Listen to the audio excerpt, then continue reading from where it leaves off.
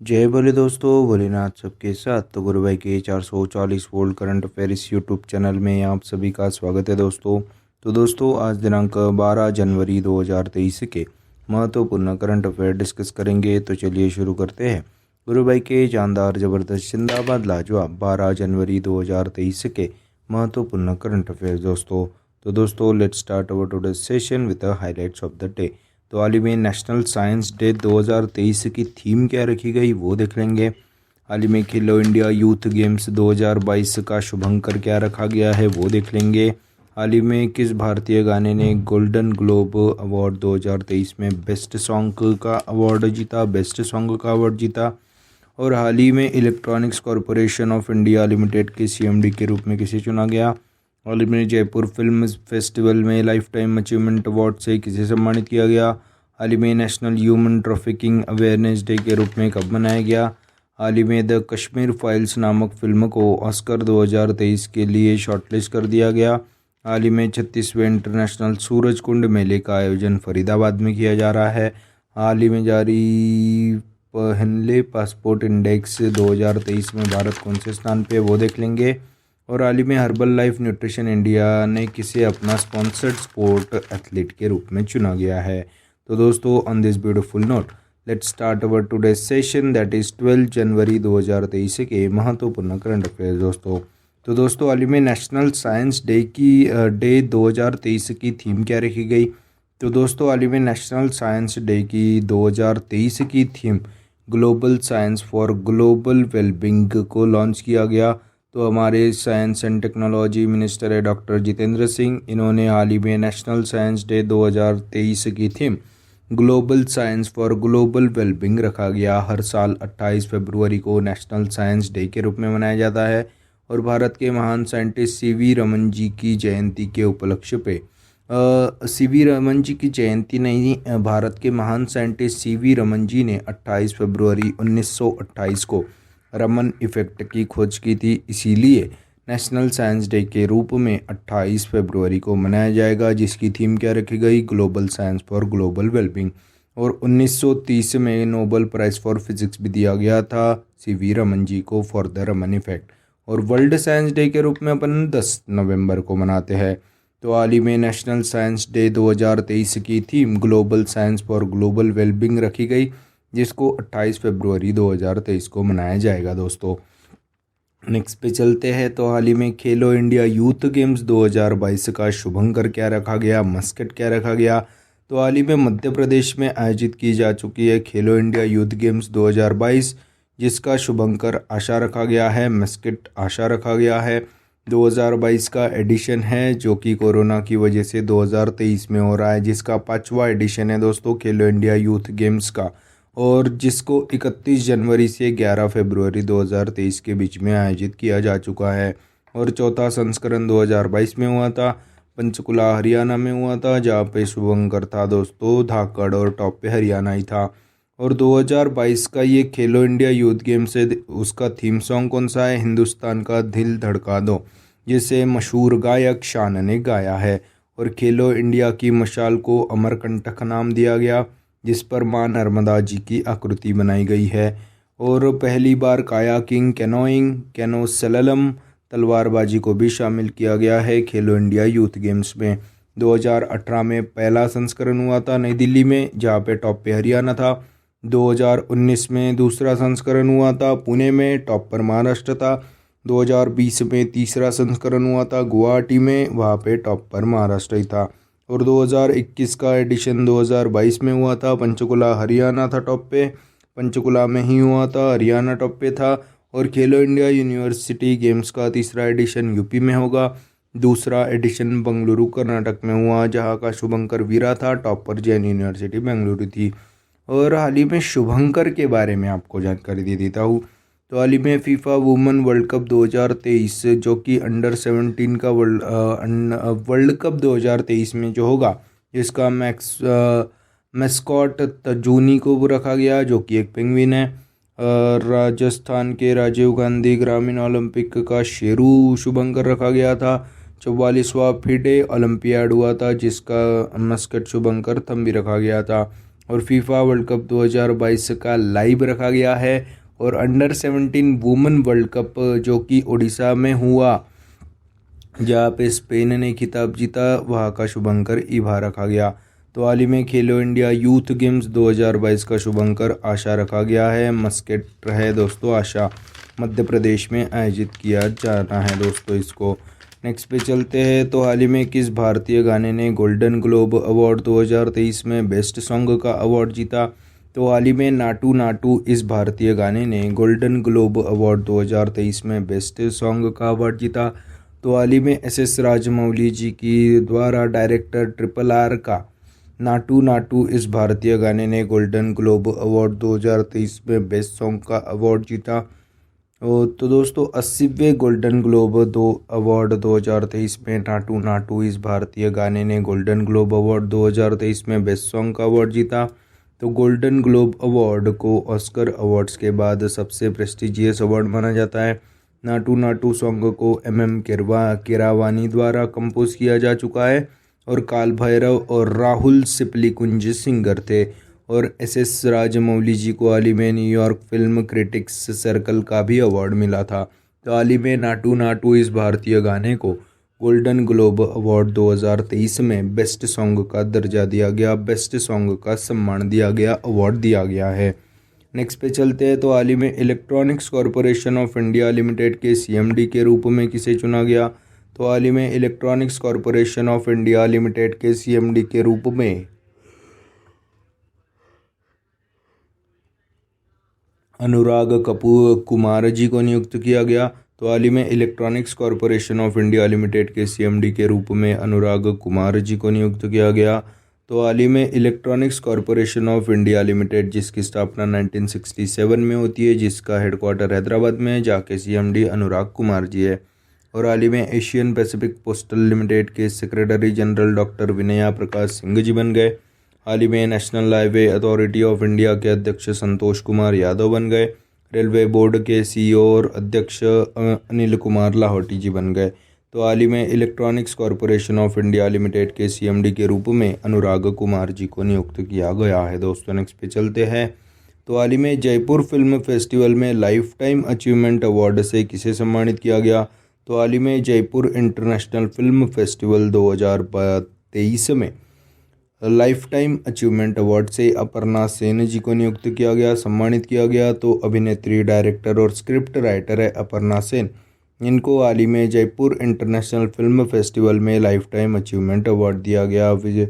She is belongs to West Bengal. और 1961 में सत्यजीत रे जी की 3 कन्या नामक मूवी से अर्पणा सेन जी ने अपने एक्टिंग करियर की शुरुआत की थी। तो हाल ही में जयपुर फिल्म फेस्टिवल में लाइफ टाइम अचीवमेंट अवार्ड से अर्पणा सेन जी को सम्मानित किया गया है दोस्तों। और हाल ही में मिसेस वर्ल्ड 2022 का खिताब सरगम कौशल जी ने जीता। पेटा ने person of the year award दिया गया सोनाक्षी सिन्हा जी को। फिक्की ने लाइफ टाइम अचीवमेंट अवार्ड से राजेंद्र पवार जी को नियुक्त किया गया। तो हाल ही में जयपुर इंटरनेशनल फिल्म फेस्टिवल में लाइफ टाइम अचीवमेंट अवार्ड से अर्पणा सेन जी को सम्मानित किया गया है दोस्तों। नेक्स्ट पे चलते हैं। तो हाल ही में national human trafficking awareness day को कब मनाया गया? तो हाल ही में national human trafficking awareness day को 11 जनवरी को मनाया गया। तो हर साल 11 जनवरी को national human trafficking awareness day के रूप में मनाते हैं। तो यह दिन ह्यूमन ट्रैफिकिंग के बारे में जागरूकता पैदा करने के लिए और ह्यूमन ट्रैफिकिंग विक्टिम्स के बारे में जानकारी देने के लिए यह दिन हर साल 11 जनवरी को मनाते हैं। और ह्यूमन ट्रैफिकिंग को रोकने के लिए हाल ही में रेलवे पुलिस फोर्स ने ऑपरेशन हार्ट को शुरू किया था। तो हाल ही में national human trafficking awareness day के रूप में अपन ने 11 जनवरी को मनाया गया है दोस्तों। नेक्स्ट पे चलते हैं। तो हाल ही में किस भारतीय फिल्म को ऑस्कर्स 2023 के लिए नॉमिनेट किया गया, शॉर्टलिस्ट कर दिया गया? तो विवेक अग्निहोत्री की फिल्म द कश्मीर फाइल्स नामक फिल्म को ऑस्कर 2023 के लिए शॉर्टलिस्ट कर दिया गया। और एक्टर अनुपम खेर, मिथुन चक्रवर्ती, दर्शन कुमार, पल्लवी जोशी जी को भी बेस्ट एक्टर कैटेगरी में शामिल किया गया। और ऑस्कर्स 2023 के लिए कांतारा, गंगूबाई काठियावाड़ी, छेल्लो शो और RRR को नॉमिनेट कर दिया गया। और द कश्मीर फाइल्स नामक फिल्म को ऑस्कर 2023 के लिए शॉर्टलिस्ट कर दिया। और 1929 में ऑस्कर्स की शुरुआत हुई थी।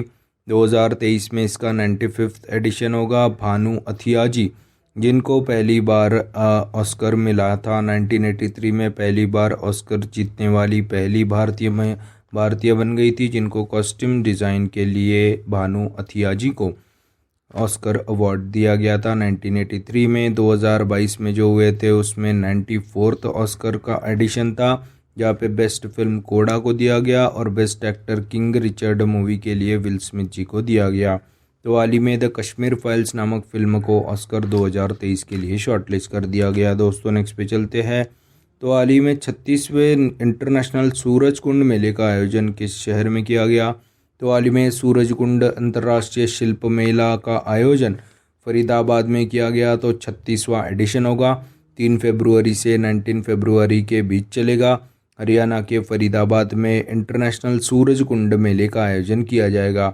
तो शंघाई कॉरपोरेशन ऑर्गेनाइजेशन का सहयोग होगा इस मेले के ऑर्गेनाइजेशन में। तो 36वें इंटरनेशनल सूरज कुंड मेले का आयोजन फरीदाबाद में किया जा रहा है, जो कि 2023 में कोलकाता इंटरनेशनल बुक फेयर का आयोजन किया जाएगा, जिसमें थीम कंट्री कौन सी है? स्पेन। तो हाल ही में 36वें इंटरनेशनल सूरज कुंड मेले का आयोजन फरीदाबाद में किया जा रहा है। दोस्तों नेक्स्ट पे चलते हैं। तो हाल ही में जारी हेनले पासपोर्ट इंडेक्स 2023 में भारत कौन से स्थान पर रहा? तो हाल ही में जारी हेनले पासपोर्ट इंडेक्स 2023 में भारत 85वें स्थान पर था। तो जापान का पासपोर्ट फिर से एक बार शक्तिशाली पासपोर्ट बन गया और भारत का पासपोर्ट का रैंक 2022 में 87 था और 2023 में अभी भारत 85वें स्थान पे है। और दोस्तों शक्तिशाली पासपोर्ट यानी कि क्या होता है? तो अगर आपके पास मान लो कि जापान का पासपोर्ट फिर से एक बार शक्तिशाली पासपोर्ट बन गया, अगर आपके पास जापान का पासपोर्ट है तो आप 193 देशों में बिना वीज़ा के प्रवेश कर सकते हो और जापान इस लिस्ट में लगातार 5वें साल टॉप पर बना हुआ है। सेकंड स्थान पे संयुक्त रूप से सिंगापुर और साउथ कोरिया है। 85वें पे भारत है और पिछले साल 87वें पे था भारत। और भारत के पासपोर्ट के साथ आप 59 देशों में बिना वीज़ा के प्रवेश कर सकते हो। और हर साल मंथ यानी कि ईयर एंड में एक और पासपोर्ट इंडेक्स जारी होता है, जिसका नाम है आर्टन कैपिटल पासपोर्ट इंडेक्स आता है, जो कि 2022 में आया था, जिसमें टॉप पर यूएई था। दोस्तों यूनाइटेड अरब एमिरेट्स का सबसे शक्तिशाली passport according to Arton Capital passport index. और 2022 में दोस्तों 87वें पे ही भारत था according to Arton Capital passport index. और दोस्तों हाल ही में किए गए कुछ इंडेक्सेस के बारे में आपको जानकारी दे दूंगा। तो राइट टू इन्फॉर्मेशन अकाउंटेबिलिटी में सबसे खराब परफॉर्मेंस करने वाला राज्य तमिलनाडु था। सेकंड पे महाराष्ट्र था। ग्लोबल सस्टेनेबल डेवलपमेंट रिपोर्ट 2022 के अनुसार पहले स्थान पे फिनलैंड, भारत 121वें स्थान पे था। ग्लोबल पीस इंडेक्स 2022 में भारत 135वें और पहले स्थान पे आइसलैंड था। वर्ल्ड कॉम्पिटिटिवनेस इंडेक्स में 37 पे भारत, पहले पे डेनमार्क था। पर्यावरण प्रदर्शन सूचकांक में 80वें स्थान पे भारत, पहले स्थान पे डेनमार्क था। विश्व वायु सूचकांक 2022 में तीसरे स्थान पे इंडिया, पहले स्थान पे यूएस, दूसरे स्थान पे रूस है। और travel and tourism development index bye world economic forum, जहाँ पे टॉप पे था जापान, 54 स्थान पे भारत था। और वर्ल्ड प्रेस फ्रीडम इंडेक्स में 150 पे भारत, पहले पे नॉर्वे था। वर्ल्ड हैप्पीनेस इंडेक्स में 136 पे भारत, पहले स्थान पे फिनलैंड था। तो हाल ही में दोस्तों जारी हेनले पासपोर्ट इंडेक्स 2023 में भारत 85वें स्थान पे था। दोस्तों पहले स्थान पे जापान, दूसरे स्थान पे संयुक्त रूप से सिंगापुर और साउथ कोरिया को रखा गया। नेक्स्ट पे चलते हैं। तो हाल ही में हर्बल लाइफ न्यूट्रिशन इंडिया ने किसे अपना स्पॉन्सर्ड स्पोर्ट्स एथलीट के रूप में चुना गया? तो हाल ही में इंटरनेशनल वुमेन क्रिकेटर और अपने इंडिया की बैट्समैन स्मृति मंदाना जी को herbal life nutrition India limited ने अपने स्पॉन्सर्ड स्पोर्ट्स एथलीट के रूप में चुना गया। तो हाल ही में न्यूट्रिशन स्पॉन्सर के रूप में चुना गया। दोस्तों हाल ही में गुवी और गल्फ ऑयल लुब्रिकेंट की भी ब्रांड एम्बेसडर बनी थी स्मृति मंदाना जी। और 2 बार ICC women cricketer of the year award जीतने वाली एकमात्र भारतीय क्रिकेटर भी स्मृति मंदाना जी ही है। तो हाल ही में herbal life nutrition India limited ने अपना स्पोर्ट्स स्पॉन्सर एथलीट के रूप में स्मृति मंदाना जी को नियुक्त किया गया। हाल ही में बिहार के state icon by chief election commission of India के द्वारा मैथिली ठाकुर जी को चुना गया था। बैंक ऑफ बड़ौदा की ब्रांड एम्बेसडर शेफाली वर्मा जी बन गई थी और अर्बन गबरू के ब्रांड एम्बेसडर हाल ही में सूर्य कुमार यादव जी बन गए थे। और अभी स्मृति मंदाना जी को sponsored sports athlete in herbal life nutrition India limited ने बनाया गया है। तो दोस्तों यह थे 12 जनवरी 2023 के महत्वपूर्ण करंट अफेयर। आज अपन क्या पढ़े उसकी एक बार रिवीजन कर लेते हैं। नेशनल साइंस डे के रूप में 2023 की theme global science for global wellbeing के रूप में लॉन्च किया गया हमारे science and technology minister Jitendra Singh ji ने। और हाल ही में खेलो इंडिया यूथ गेम्स 2022 का आयोजन आशा रखा गया।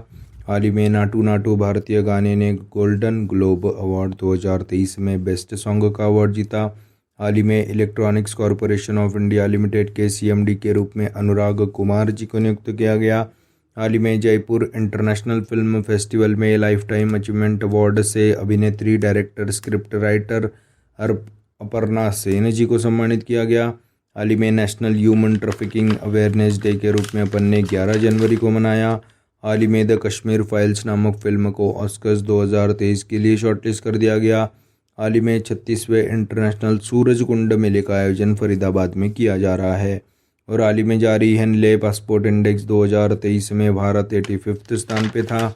और हाल ही में हर्बल लाइफ न्यूट्रिशन इंडिया ने स्मृति मंदाना जी को स्पॉन्सर्ड स्पोर्ट एथलीट के रूप में चुना गया है। तो दोस्तों यह थे 12 जनवरी 2023 के महत्वपूर्ण करंट अफेयर्स दोस्तों।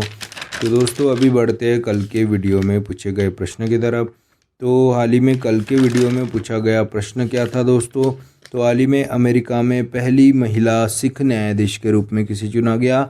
This is our yesterday's question. तो हाल ही में अमेरिका में पहली महिला सिख न्यायाधीश मनप्रीत मोनिका सिंह जी को नियुक्त किया गया, जो कि भारतीय मूल की थी दोस्तों। तो यह था कल के वीडियो में पूछे गए प्रश्न का उत्तर। आज के वीडियो में कौन सा क्वेश्चन पूछेंगे? तो हाल ही में किस भारतीय गाने ने गोल्डन ग्लोब अवार्ड 2023 में बेस्ट सॉन्ग का अवार्ड जीता है? This is your today's question. तो यह थे 12 जनवरी 2023 के महत्वपूर्ण करंट अफेयर्स। आशा करता हूँ आपको पसंद आए होंगे।